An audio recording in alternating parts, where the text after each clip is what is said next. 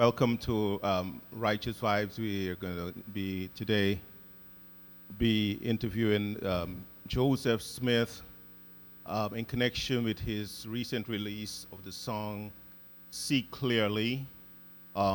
This is my wife Naomi, and together we're going to try to get behind the scenes of this, what I would say, a phenomenal song. I like this song so much. I like the music, but I like the message. The message behind the song is so fitting for this time, and we're gonna talk to Joseph concerning this. Naomi. Yeah, so Joseph, we just want to know who Joseph is. And so if you can tell us a little bit about yourself, that would be great. Awesome. Well, hello everyone. My name is Joseph Michael Smith. I go by the artist name J.M. Smith. It's just my first two initials. Reason being is because if you know history in regards to religion, Joseph Smith was the founder of the Mormon Church. Right. So in order to kind of differentiate myself, I don't look anything like him, and so I just decided to go my initials and my last name. But yeah, I was, you know, born in Brooklyn, New York, but raised um, in a Caribbean household. I lived in Guyana with my parents for a few years when I was a teenager. They started a home for street children there called a sanctuary, where they have been serving faithfully for 15 years. And then I came back to the United States to go back to school for college. I did my undergrad in sacred music at Nyack College. Served in multiple churches in their music ministry, whether it was with children, young adults, or teens. And I've always had a passion and desire for music and specifically worship. And my journey led me here. God brought me to New Jersey, where I've been serving with Christ Church as a volunteer and for a brief time on staff in the music ministry. And I'm just excited because the beautiful thing about life and the journey that we're all on is that, we take these turns, we go these directions, and all the while God is with us. All the while God is leading us. And so I like to consider my life as this beautiful journey, where wherever He's leading me and going with my family, we will go. And speaking of family, I'm married to Oh, my good wife thing. Joanne Smith, and we have all together we have four children, ages from 2 all the way to 13. Mm. So yeah. Okay, so you kind of cleared up my number one, number two, number three questions in that one opening. That's good. So, what kind of motivated you to like become a singer and a musician? And in the same breath, I'm going to ask you if you are a producer as well and a writer. Mhm. Well, what motivated me was I think sometimes the God puts desires in our heart at a young age. So even when I was a kid in school, one of the things that I used to have as a consistent part of my education was not just me learning my ABCs and one, two, threes, but I always had either a female pretty much that was sitting next to me that would say, "Stop singing," because in every grade I was either humming a tune or I would set up my textbooks as a drum kit, and I'm there with my pencils, and while the teacher is teaching, I'm in my own world daydreaming. I always was a dreamer, but music was a specific part about that. And so I started learning the piano when I was 8 years old. I started singing in ensembles when I was 10, and that started cultivating pretty much for me in the church. And so music was not just music. Music became music and worship. Music became a result of a relationship with Jesus Christ. And in regards to what I've been, what that kind of led to is those little hummings was melodies. I didn't realize what they were back then, but they are now that I know and I have an understanding of music. Those were melodies, which led to songwriting. And Hmm. songwriting is something that kind of birthed because if you don't believe it or not, I used to not only do writing of songs, but that led from writing poetry, Right. and which Right. led to rapping. I Hmm. used to rap in a group called Next Stop. Uh, Specifically, first we were called one B two B, once blind, twice born, which then grew into another ministry called Rep Christ, which then grew into a ministry called Next Stop. Is But that that's where my here? songwriting Was came that from. here in the U.S. or was that in Guyana? That was in the United States. That was actually in Brooklyn, New York. Oh, I, I We I kind think of I saw one of those videos. Yeah. Yeah, we came out of the ministry, one of my older churches, the Brooklyn Tabernacle. We were part of that youth ministry there, and we kind of developed from there. And so that's where my songwriting kind of came from. I already had songwriting under my belt in regards to poetry and spoken word, and it just developed more and more. So I do write my own songs. I do produce as well. And and just to kind of clarify for people who may not know, production is not only being able to do the musical production, but it's basically being able to take something from point A to point B and being able to say, I Exactly. want this, I want that. Exactly. And so I was able to do that a lot of the times. I even produced on the song See Clearly, for example. I was the one that was playing the keyboards on that one, the Okay. piano. And Mm-hmm. then I partnered with Vinestro, who's a producer that I met in Brooklyn Mm-hmm. from one of my old churches.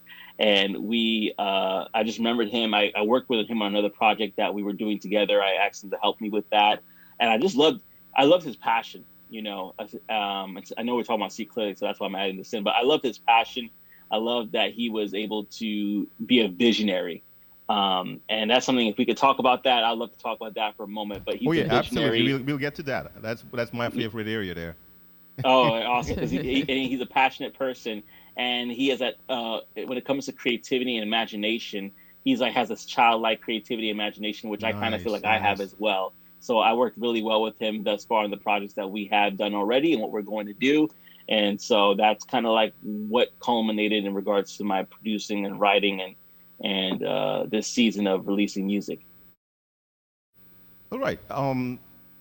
So before we go on to say anything too far, we can probably talk a little bit more about Finestro and his production work. I heard also of the other song that you did. Uh, um, I think we can talk about that one another time as well. But I really love the shift of the genres, and he did that so well. You know, Mm-hmm. the next song is a totally different kind of breed of song, right? And Yeah. listening to this production, I hear a lot of instrumentation, like there's that lead guitar part. How about if we just listen to that song a bit, and then we can talk a bit about? Sure.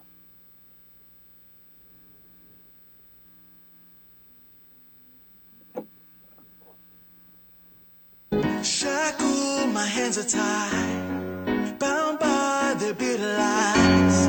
Can't seem to see straight. Blood covers their eyes. I can see clearly now. I can see clearly now. The truth is coming out. The truth is coming out. Marching in one place, praying for God's grace. A target of their hate, it won't steal my faith. I can see clearly now. I can see clearly now. The truth is coming out. The truth is coming out, yeah. I can see clearly now. I can see clearly now. The truth is coming out. The truth is coming out, yes. If colors are beautiful, yes, why you treat us like we're unusual? Take the blindfolds off your face so we can run this race together. Together.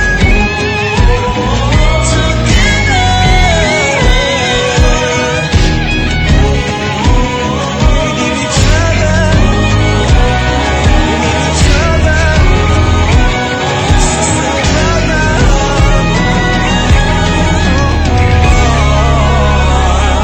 I can see clearly now.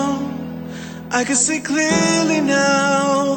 The truth is coming out. The truth is coming out. I can see clearly now.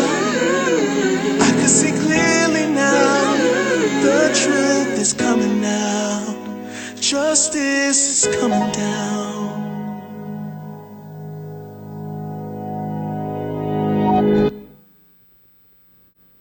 Great. Well, there's a lot going on there. One of the things I noticed, like the songs are so like authentic, like the drums. Was that like a real drum kit involved, or was that studio stuff? Well, I don't want to. I don't know if I can give out too much of his Okay, secrets, okay, all but right. what I would say is that he was able to get that from not someone that necessarily did it for this session, but it was an authentic drummer who released a kit that he had that worked on very popular artists' songs, and he was able to use that because he was something that he already had in his back pocket. So he was able to use that. The guitars are actually him playing. He plays the guitars Right, well, too. you kind of went ahead. I was going to ask you about that. Well, I'm a producer I can myself, tell. and I know some of the difficulties of working with we call it the digital or the soft synths and stuff in the DAW. Mhm. And so I was impressed with the drumming, and I'm saying like when you try programming that, that is a nightmare to get that kind of production. Yeah. But I know there are a lot of different new software out there, so I'm wondering if I'm like way behind time, with the kind of software. But the drumming was great, and the guitar. I'm saying, okay, no, I can't see myself simulating that on a keyboard. It's got to be someone playing it. So he actually played that. That was beautiful. Yeah, Um, I actually met him as a guitarist first. He became a producer later after that, but he was a guitarist first and bass player. right now, Yeah, well, you're talking about a bass player. The only thing, the part that touched me the very first time when I heard, da da dun dun dun dun, and I'm like, okay, that grabbed me because I love the bass. I play the bass, and when I heard yeah, those, she's known as the bass when I lady. heard those bass lines, I'm like, every time I'm hearing, you have me hearing this thing in my sleep. Mm, That's how nice it is. That's how wonderful. mm, When I listen to a song, I like to hear. I usually hear the bass first, and mhm. then I listen back to it, and then I listen to the lyrics, and then I listen to everything how it was arranged, and I love the backing vocals. That part at the end there, I'm Can you like, talk about that yes, about the back? yes, Yeah, so absolutely. So you're talking about the ending of Yeah, at yeah, the end of the that song? part. Yeah, so basically what I did was I went to a friend's house. His name is Gabriel Leonard. He's also an artist as well. And I was recording the song, and we were like, he was great because it was not just me coming there to, sing and then somebody would click a button, record, stop, he was actually like, yeah, this sounds good. Let's try different things. And he was kind of, we were feeding off each other's energy in that same time. And so one of the things that kind of happened was I was just singing and I was just saying something, and I think I sang the like Hmm. that, and he's like, "Oh, that'd be nice," and we just took that idea and we just started building on that, and then on top of that, Finestro, he knew a singer in Russia, Wow. name is Rona Ray. She's also an artist, Wow. but she has a great soulful voice. Like she is able to really, really, really, really sing well in that genre. And so he was like, you know what? It's cool to have you doing all three parts, but let's get a female in here so it sounds more Hmm. authentic, like you said. And that's how we were able to get her doing a lot of the oohs and all those different things that really made the track pop. Well, that's beautiful. One of the things that it kind of slipped me because you touch on a lot of the points that I'm about to ask. All right. But oh my gosh. Go ahead. You asked a question. Is something. Oh, I got it. So, in terms of the like, say the chord arrangements and stuff for the song, was that you already had the chords together before you went to Finestro? Yeah, yeah. Most of the time, when I come to Finestro, his artist name. But when I come to him, I come with uh, the song ready in my mind, the structure, the arrangement, and then we would kind of break it down in regards to we would break it down even further because not to get too technical, but there's an aspect of music where in today's day and age where songs aren't as long as they used to be, and Mm-hmm. that's because of the nature of what the world is. So what I would do is I would kind of come with the concept to him already. So so marching my hands are down. No, right. So I already had that concept. I had the structure how I wanted to arrange it, and then we would kind of come and go back and forth on what parts to add, what parts to take away, what things are we hearing, what things he's hearing, and I trust him a lot. So I might come with Right. that structure in mind, and but I would say, hey, I trust you, and whatever you feel is something that you would like to do, let's talk about it. Not everything that is said though happens. Sometimes there may be some things I want that he's like nah, and then there's some things that he says he wants. I'm like, Okay. but having that mutual respect to be like, okay, let's hear each other out, and then from there we find a common ground. Well, let me ask you something technical about the song. I mean, I started to just like fiddle around a bit on the keyboard with it, and I think it's like for the most part it's in like an A flat minor, Hmm. right? But you did a beautiful change in the bridge. You kind of modulated to something there. Where did Hmm. you go? What key? So I just went to the B, Oh, you B just went to the major, major. and then back to the A flat minor. Okay. Then I went to, and then I went to, then then I haven't played this song. I haven't played this a while. This song a while. Oh, why? So I went to the so it was, if colors are beautiful. Then I went to the A F sharp major. Then why you treat us like, and I walked it up like we're unusual. Back to A flat minor, and Oh, then that's the point. take Yeah. the blindfold off your face. So I kind of walked it up there, Hmm. um, and um, and I think I was trying to find something to kind of break it off because it was in that minor for the whole time, and Hmm. also to paint that picture. If colors are beautiful, back to that Exactly. major Exactly. key. If colors are beautiful, yes. And Hmm. then it's all of a sudden that tension comes back when I walk up to the A minor, and then to back down to the E, and then it ends out to the C minor, and then uh, F, walk up back to the A flat, and I did that. Yeah. Yeah, So that's how I I'm kind gonna of go I'm arrange gonna it. go through the chords. I like to like kind of dissect these things for educational purposes. It's beautiful. Yeah, so for me, given the times we're living in, and I've been listening to all of the songs coming out pertaining to this season. So I'm kind of curious. When I heard the song the first time, the first thing that came to me was, okay, I understand why he wrote this. And then I became curious. I'm like, okay, what really, I would like to hear what was your mindset or your entire setting in your head when you wrote that song. Yeah. I think it was a culmination of life for me. It wasn't necessarily an isolated moment. Um, so, for example, so like what I mean by that, I should say, is growing up in America as a black man, I've had various experiences. I had experiences but most of my experiences were not necessarily negative in regards to dealing with the police. Even though I heard about that, even though I may have, you know, we may be witnesses to things. But you deal with racism on very different levels. For example, going into an elevator with a woman that may be Caucasian, and automatically they clench their purse. And for you to disarm them, you have to become something extra. You have to show that you are one of the nice ones. Hi there, ma'am. Is everything okay? Put on a different voice, just kind of Yeah. act unnatural to who you are, but just to disarm this person.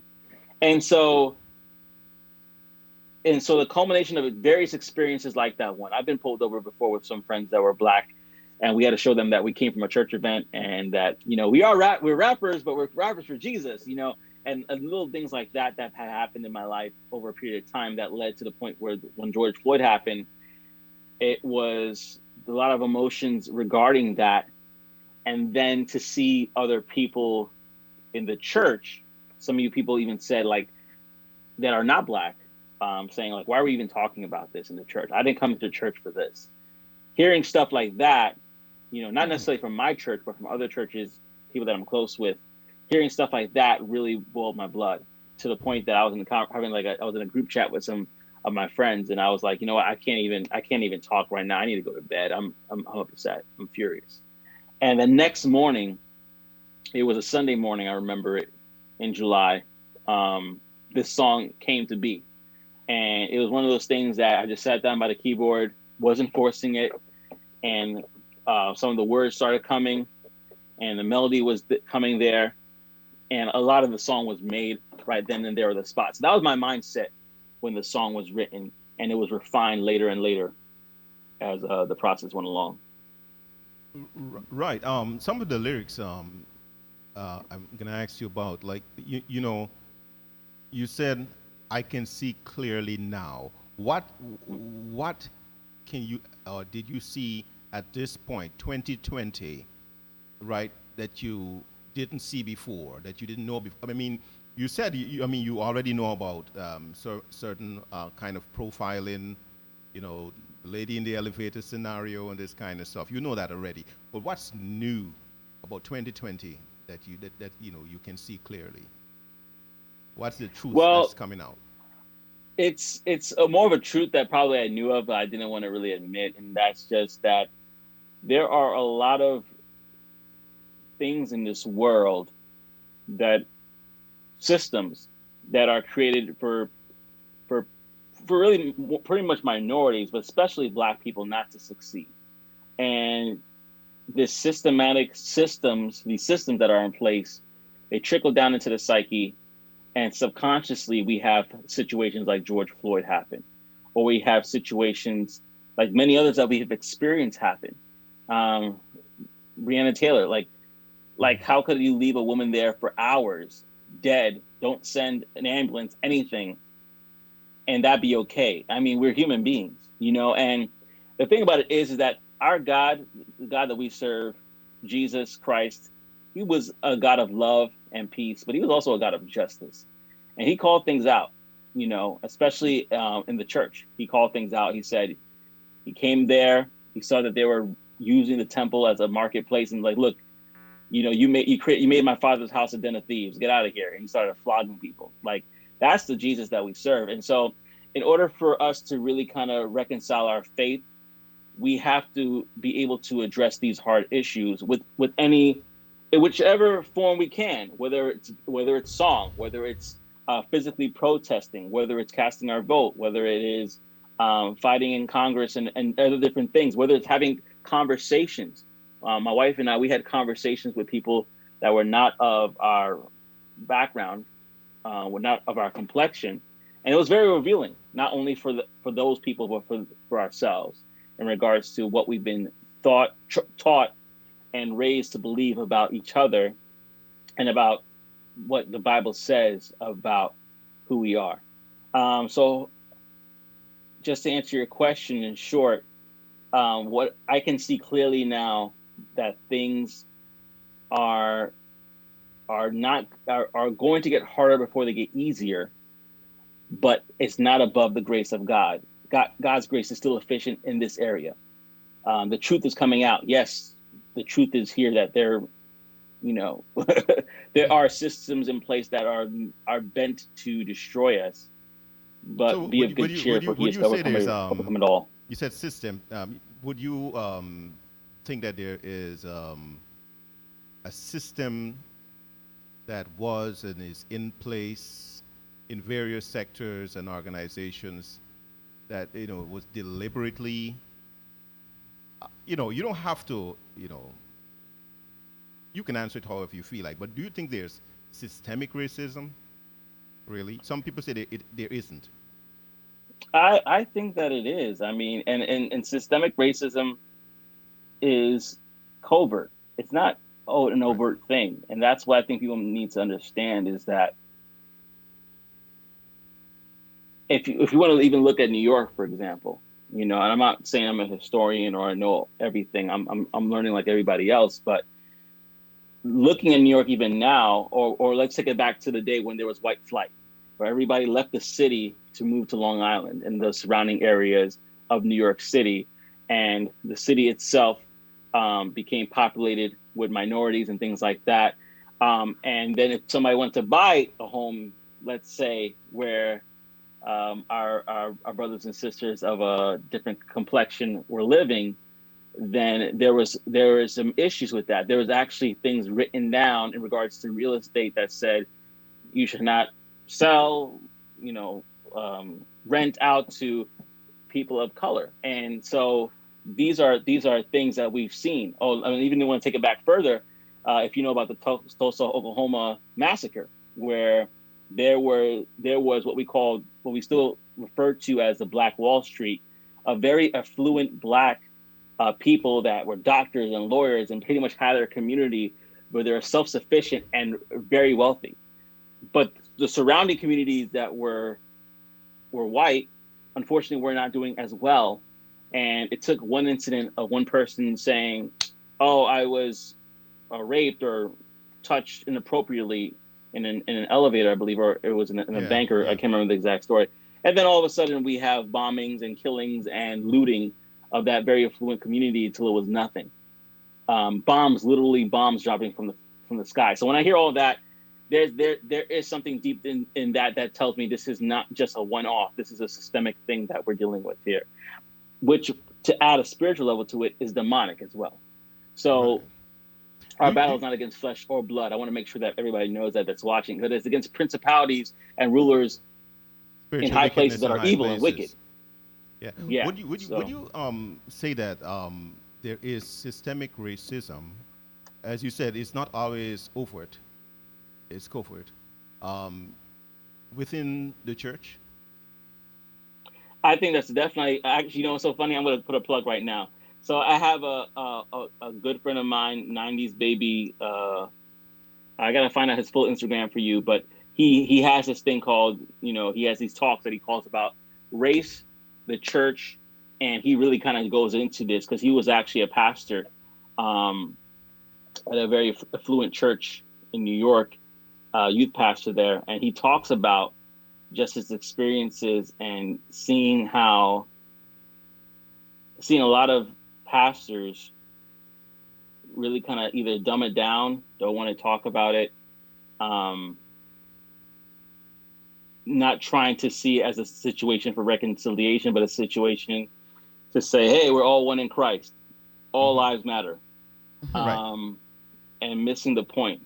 You Right. know, if a house, and I'm pretty sure you heard this, or either your listeners have heard this.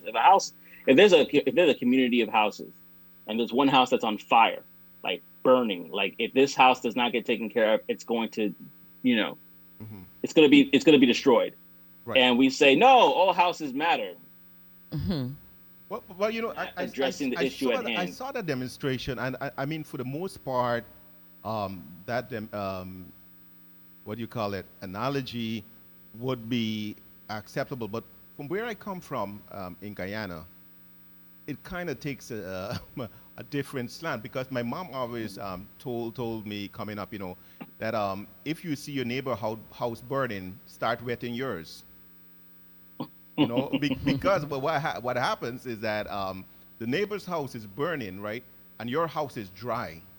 So when the wind blows, your house is going to catch. So if you wet your house is not going to catch a fire. So I mean, the analogy, as I say, wouldn't fit with the kind of that kind of background. But I understand what you're saying. It's something that needs to be addressed. And but Hmm. one of the things that I think a lot of you said I can see clearly. You can see clearly, but I don't know if a lot of you know Christians out there are even giving themselves a chance to even digest what they're seeing, and some of the leaders, if they have the courage enough to address these things, because one of the things I don't know what would be your thought on that is that in terms of a system of demoralization within the church is just the concept of our Savior being blue-eyed,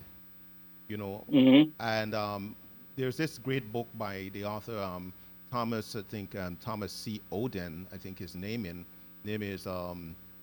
He wrote the book called, and you can correct me on that, but it's how Africa shaped the mind of Christianity. A name similar to that, but Thomas C. Oden. And in that book, because he did a talk on it as well, he says he can't understand why so many of the authors in the Bible were from Africa, right? Including the renowned Mark was from Cyrene, which is now today Libya, and no one seems to know that, right?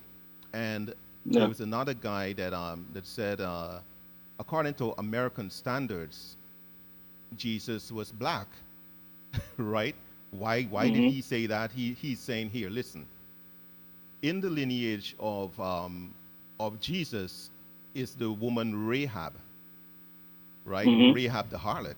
Rahab the harlot was what you call these people? Not Philistine. What's the word you call them? But they were black people, Ethiopian. not Ethiopian. There's another name. Like the Philistines, there was a set of people you can call some names. But yeah, I know what you're talking about. She was considered a darker woman, Right. of Yeah. darker Right. complexion. Right. So Yeah. she was in the lineage of Jesus Christ. She would be like his grandmother or great grandmother from Mary's side. And according to what they call the one drop rule here in US, if you've got one drop of black blood in your lineage, you are black. AKA Pinky. Remember the old movie? Right, right. So Yeah. according to American standards, that's what he would say. But that is a narrative that would not be spread too much around. But there's a lot of books out there addressing these issues, but I don't hear a lot about it in a lot of churches.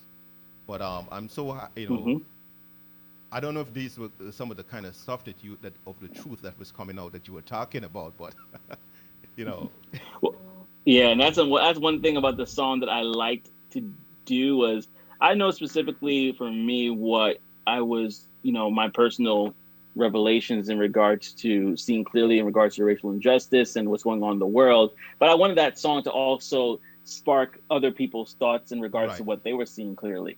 Kinda And so I left it open-ended. kind of open, not to say exactly what it was for Yeah. conversations like this. But going back to what you're saying, like I agree that I think what we do is a lot of people through a lot of cultures make God in their own image. To be honest, Right. they make God in the image that they feel comfortable with, and that's why we have a lot of what we have today, where there are portraits of Chinese Jesus and blue-eyed, blonde-haired Jesus and Afro Jesus with the fro and Middle Eastern Jesus and all these different ethnicities, because we like to make a God in our image because we feel more comfortable with that. And I think that that's something that on an individual basis, a lot of people will have to reconcile with and God. And the most important thing though, to me, because I have a brother who's very deep into that. He doesn't even believe Christianity exists, to be honest. He's like, this is he's one of those people that like very heavy into that. Right. And we've had conversations in the past and discussed it. One of the things that I hold on to, and not to more or less diminish the value in knowing the ethnicity of Jesus, but more as my focus is my testimony, what I know, who I know God for as myself, what He has saved me from on a personal level, and I really try to center my faith around that more than how God looks. Now, do I believe that God was blue-eyed and blonde? No, I don't believe that at all. But at the same time, I don't want that to necessarily become my ultimate focus. You know what I mean? I want to make sure that I make the main thing for me personally is my devotion to Jesus. And as I grow in my understanding of, the facts about it, that I won't allow that to get to my heart. Because some people make that an idol. And what they end up doing is they end up throwing the baby with the bathwater. Right. Like, forget this Christianity. I don't want anything to do with God or whatever. Right. And so I Mm-hmm. want to be very careful of that because I've seen a lot of that, especially in my family and other people, and I want to make sure that I am consistent in what I believe in. Right, right. Well, around the same word, I can see clearly because when I heard that, it's like, as you said, because one of the questions I wanted to ask you is when you were writing that song, you were penning it, were you thinking about how it was going to impact the community and the world as a whole? And what will people take from it? And I know for me, when I heard those words, just see clearly, I can see clearly now. I don't know if it's how your face to look, but I got so many messages, and I am like, wow, we're in a season right now where everyone globally is seeing clearly Hmm. exactly what is happening. And Yeah. that was one thing I took from it, and I was like, wow, what a time for this song to come out, and matching it up with what was happening, including with the coronavirus and this pandemic and everything that's going on. And it's because of that a lot of people are seeing clearly. So that was the second thing that came to me. And I kept Hmm. focusing on that part, and I said, wow, I was wondering if he was thinking, when I sing this song, how will it impact the community? And when I heard the song was, I saw your cousin wrote on on Facebook because I follow her. When she said my cousin's song reached, I think it was 21 or 25 on Spotify. I was like, wow. So maybe it is impacting where it's supposed to go, because I think personally, a lot of believers or people who follow Christ right now in this season, this present time, I think they're so blinded that they're refusing to speak on the issues, or everybody don't want to, let's say, ruffle somebody else's shell. So Hmm. I'm just gonna be like what you did, change your accent and change your voice and say, "Oh, how are you? Oh yeah, I'm good. I'm good." Um, Hmm. I have a friend right now. That's she. Okay, she believes in God, trusts God, and everything, but she wants the world to be in a way that I know these things are happening. I don't want to talk about it because I just want to remain peaceful, and I just want everything to Hmm. go according to what I think God wants us to do. And why is all of this happening? And why do we have to get on like this? But all of these things are saying, okay, yes, it's happening, but let's get over it quickly. Let's make it finish, or and they realize that it cannot finish that way with just speaking and doing things. So when I heard just that part alone, I can see clearly now. And I heard that bass line coming. I said, that's it. We need to be grinded. For me, my interpretation was, yeah, we have to keep at it, hitting at the root of it. Just when I heard, dun-dun-dun-dun-dun, I was like, wow. When Hmm. I heard that bass line, I Yeah. was like, yeah, we got to keep hitting it where it is, Hmm. like a march. So Yeah. that I love. Out of the two songs, I love this one more because Hmm. the arrangement and the music was more interpretive for me, and with the Hmm. words coming together with it, it made it was it impacted me. So that's why I said you have me singing the song all in my sleep, and that's not a good time. I'm supposed to Hmm. be sleeping. I'm supposed to be I hear it. sleeping, right? But I love it, and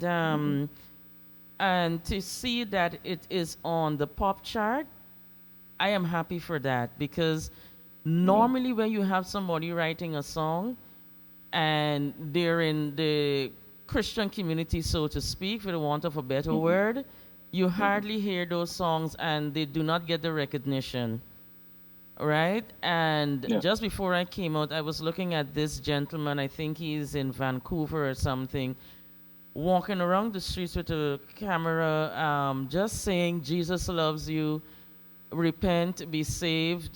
God Hmm. died for all of Jesus, died for all of us, and I'm just here to spread a message of love.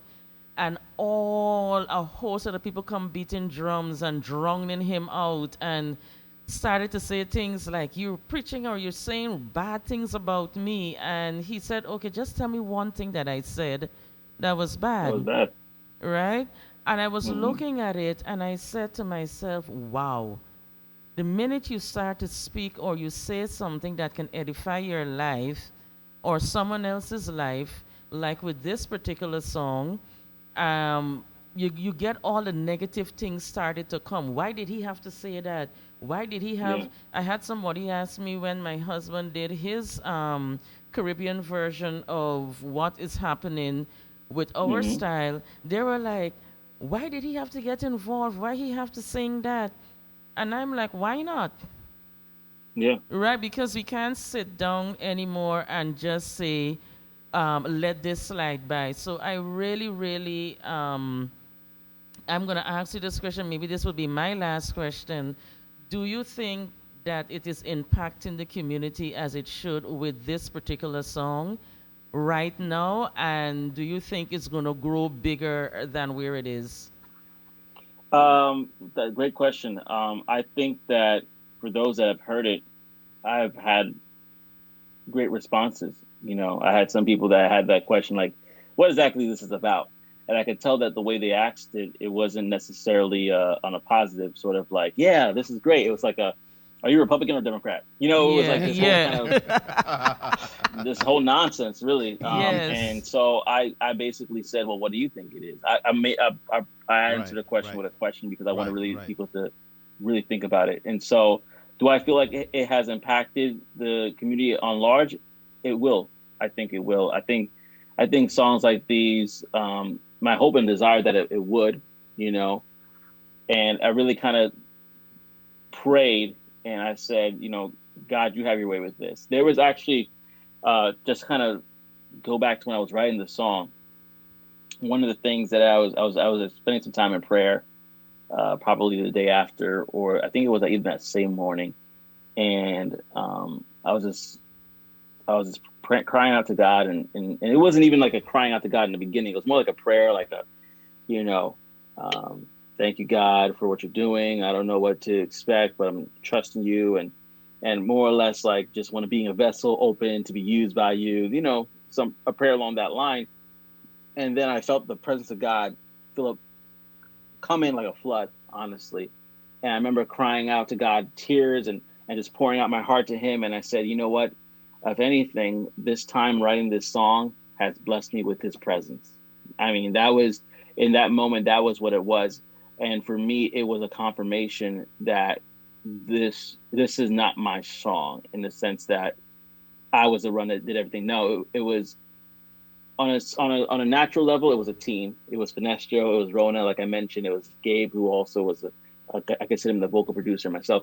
But it was God's mission for the song, and so whatever God has to do with this, whatever plan and purpose that He has for it, as Him using me as a vessel, I will champion that plan and purpose. But I feel like He has more to do with this song at large, and I'm excited to see what happens.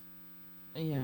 Right. I had one question, but as I said, you kind of answered it when you were answering her question.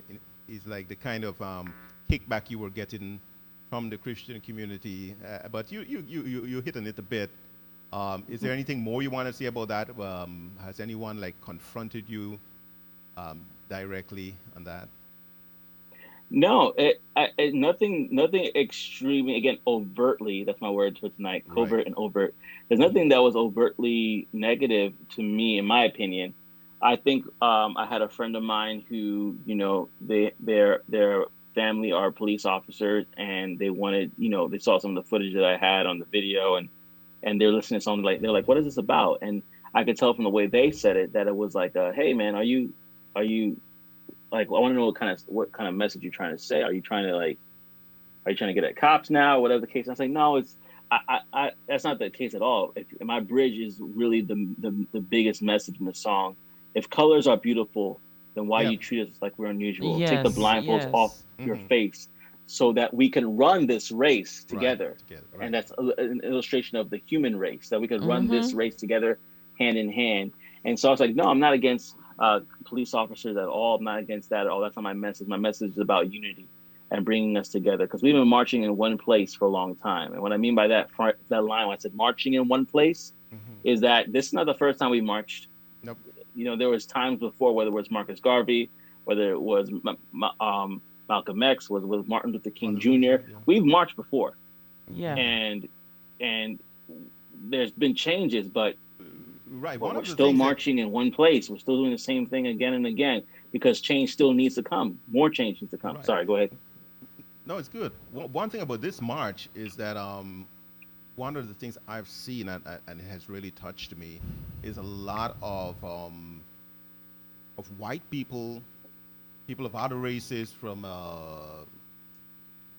you have these people, we call them Maori people from what country is that? New Zealand. New Zealand is kind of what we would call the Native Americans, and everybody was kind of like getting into this this march. Let's put it this way. Yeah.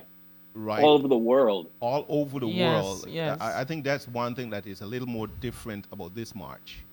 The other marches were like, okay, black people, whatever, against the world, right? But somehow I think I can see clearly is a statement that people all over the world should use as a slogan. right about now, because it's like the eyes of the world, even as George Floyd's little girl said, is like daddy changed the world. Yeah. There was something like peculiar about that particular incident, because I mean there've been a lot of atrocities, I would call it, against black people, but somehow this particular incident seemed to like just wake everybody up. I don't know why. I don't think it's the worst thing that has ever happened to a black man. I've heard about worse scenarios. Some of them I can't even. It would just grow your skin if I start talking about it. Right? That has happened to the people here.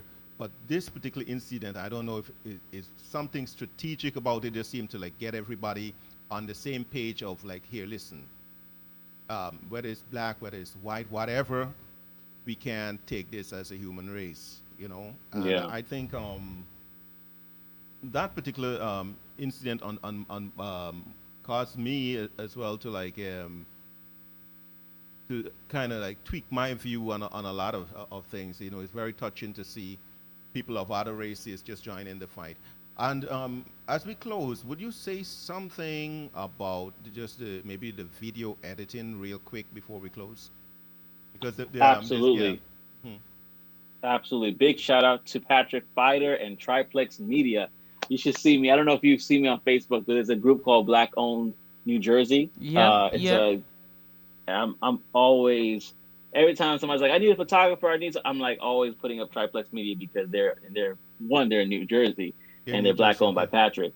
And if you know, Patrick does the media for our church as well. He did a great job of really kind of capturing the vision of it. Like we went back and forth talking about what we can do. I kind of wanted to just do it in a space with a piano and me singing like a black and white thing. And then he kind of lent his hand to it. And then as a song developed, because the process, just to kind of give people that don't know, the process of me writing the song, recording the song, doing a music video for the song was about like a 4 to 5 week process. It was quick. This all happened in 4 to 5 weeks, maybe 6 weeks, if we want to give time for distribution to the masses. But he was able to do a turnaround where I had an idea from the beginning of just, me doing this on a piano a cappella and in a studio to this open space that we found that we were able to do it. And then he was able to do all the editing and things from there. And so we kept this safe. COVID, of course. We had our mask on. It was a 2-man crew. It was small. And he made it work with what he had. So big shout out to Triplex Media and Patrick Fider. Yeah. Was there any green screening involved in any of your production? No green screen. It was me in an open space that we found. We found a piano that was lying there that wasn't working. Wow. we pushed it over there. I was wearing something that was a bit long, so I was sweating a lot. But we pushed into the space, and they basically just had their lights set up. They shot around me, different angles, and then on the editing side is where you see all those footages from Right. from the news outlets and things like that. He did that all Yeah. Great. from post edit, post of the Well, I'm post glad they production. did because, as you said, starting off, it was like just you and your piano, black and white. Well, this is really more than a black and white thing. So he did the right thing. He brought everything Hmm. in. Yeah. We were talking about ways to bring back that color in, and he did a Right. beautiful job of doing all that. Yeah. Yeah, well, we want to say thank you so much for joining in. Everybody last night said they loved the song, they Hmm. enjoyed the video. They were putting up all the dancing. One guy put up the dancing, man. He said, "This is my reaction right now." I said, "Okay, I can imagine you doing whatever it is." A sister also commented. She said, "Wow, what a song for this time." Mm, My mom also loved the song, mm, and as I said, it's a wonderful song. It's a beautiful song. I love it, and yeah. I'm seeing so many out of all the songs that came out pertaining to this season and time. I'm not being Yeah. biased, but I love yours, and I like my husband known with the soca version of it. And the third person I think Yeah. I enjoyed was she wasn't really singing, but she was doing a creative poetry, and she was playing one single note on the piano, and it was Mm, just called "Foot on My Neck." And wow. and she was just hitting one. She's one of the she's a black actor, and with her voice, it's this deep, rusky voice, and she just ended Oh, with from the just, Color Purple? She did the Color Purple before? she was in Fresh Prince at one time. She was also Hmm. in some of Medea movies as well. But she is a really big Mm. actor. I know her from way back when. And when I see her in certain things, I would be like, wow, they have to pay her to be in this. But she just sat at Yeah. the piano with her head wrapped, and she was playing one single note on the piano and doing this poetry line, and then she just said, take your feet off my neck." And the way how she Oh, I did know what you're it, talking about. Yeah. I I can't know remember exactly what her you're talking about. name right now. So that was the one that Yeah. impacted me. So I just want to thank you. I don't know if Michael want to close off because we know you have to go, and I just wanted you to know that the viewers really, really did enjoy it, and they shared it last night. So we were hoping that Amen. it would get enough coverage that it should. Yeah. So Amen. Thank you. this song is available. What are the platforms that it's available on? Yeah, it's available on Deezer, iTunes, Spotify, all the major platforms. Hmm. I have a music video on YouTube, as we were referring to it just now. We have a music video there. You can get it there as well on YouTube Music. Pretty much every major platform it's on. That song and Great Well, I Reward. already downloaded my version from iTunes. I'm a iPhone guy. Yeah. Yeah, I purchased mine on iTunes. I don't know. She didn't buy hers as yet. I'm not. All A, right, I'm well, not. I'm not she an can listen. iTunes person, but I You can got stream. access to it, and I listen to it all the time. You're right. Awesome. Yeah, Joseph. Again, we thank you for joining us. It's wonderful, and more just thank you for doing this song because you know the song that I did is from a genre that they call social commentary. That's what they do all the time. But Hmm. you bringing this kind of social commentary into the Christian arena is, I think, it's a new thing, and maybe Hmm. it's a start of a new wave that Christian artists will be following because it's needed. And thank you for doing the song, and thank you for joining us. Oh, well, thank you for having me. I really appreciate that. If I can do one thing before I go, I want to really kind of shout out the person I was referring to before, 90s Baby 718. I don't know if you could see that there. But that was the person I was referring to when I was saying that they had talks about the church and racism. Uh huh. Okay, And can you he like put it back up and focus it a little bit. I Let me see really if I want can. to see it. Let me see if I can do. My screen is cracked, so I'm trying to. Oh, okay. Yeah, Bring that it was my back a fault. bit. How about that? Is that better? Uh, I guess when we get off, we can look at yeah, it. we can Yeah, I'll probably. say it's 90s 90s baby underscore 718. He hasn't had a conversation in a while, but he normally talks about the church. Uh, Mr. Alex Williams, he normally talks about the church and racism, and Right. really had some really good conversations about that. Great, great. Okay. Well, Well, yeah. You go ahead. looking forward on maybe. Well, the other song, that one there's I haven't listened to it so much. I was more or less just captivated with this particular song. But Hmm. one of the things that jumped out to me on that other song was the beat and the mix. Man, I was hearing sound all around me in the car. I'm like, ooh, ooh, ooh, ooh, ooh. Right? Yeah, he Great, was great having reward. fun with the mix. Right? That's the last one. Oh Was yeah, great reward. um, Reward. yeah. You know, I turned it on in the car, and then I heard something there, and then I'm, oh my gosh, he's having fun because I'm into the mixing and stuff, and I'm saying that was good. So I'm gonna get more into it later, and I may have you again to say something about that song. Hmm. But the focus for now is on this song, which is Hmm. for this time and this season. It's not over yet. I'm sorry it's not over yet. Yeah, I'm really sorry it's not over yet. yeah. Yeah. By that So time, may my third song probably released. Yeah. Okay. well, may God continue to bless you and your family and your Yes. work, and everything that we are all doing together. We're doing it. One thing I do like about the talents and the gifts that God has given to all of us is that there is no competition. There's room for us to do and areas for us to function in. Yeah. I am working on a song as well, but what I'm hearing in my head is so big that you beat me to the punch with I See Clearly. And I Hmm. said, I'm going to take my time with it because what I wanted to come out, I want it to be more of a poetry more than singing, but with a Mm. lot of heavy music. And I think that Maybe we can God, get Finestro involved. yeah, maybe we can too, Hey. because what I'm hearing is not something that I normally do, and I have this Mm. thing like I would tell my husband, it's like when God puts something into my head, if I'm in the bathroom, I run and get my phone and I sing it quickly. So I have Yes. like about 6 or 8 takes already on the introduction, and it's kind of fine tuning right now.